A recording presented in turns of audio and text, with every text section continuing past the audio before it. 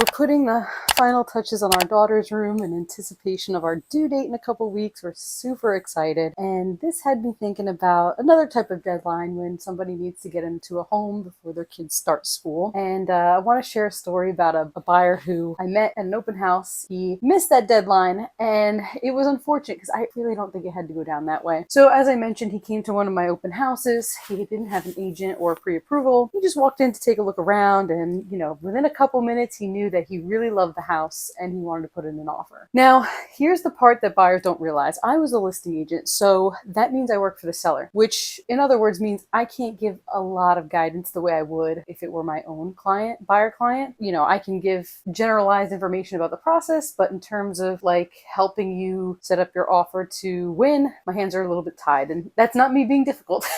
That's just the rules when it comes to dual disclosed agency. So I advised him as best I could, given the circumstances. We put an offer together anyway. The sellers and I went back and forth for a few days until we finally landed on price and terms that everybody felt good about. And then here's the crazy part. Just as his offer was going to get accepted, he pulled down the price by $20,000. Turns out he had an offer accepted on something else, and even though he was already working on that one, he figured he'd try his luck on this property. So everybody part ways. We actually ended up selling that property to a different buyer for the same number he offered initially. And then about a month later, he circled back and he asked me to let him know if, there's anything going on with the transaction or if it fell through. He still had no house and he was racing against the clock to get in before school starts. So many of the buyers I meet are just trying to get settled before the school year, before a lease is over, or, before a baby comes. And those deadlines are real. So when someone misses it, it's usually not the market. It usually helps to have one person in their corner whose only job is helping them make a strong offer without over leveraging themselves and stretching themselves too thin. So if you want the same map I give my own buyers, comment corner and I'll send it right over.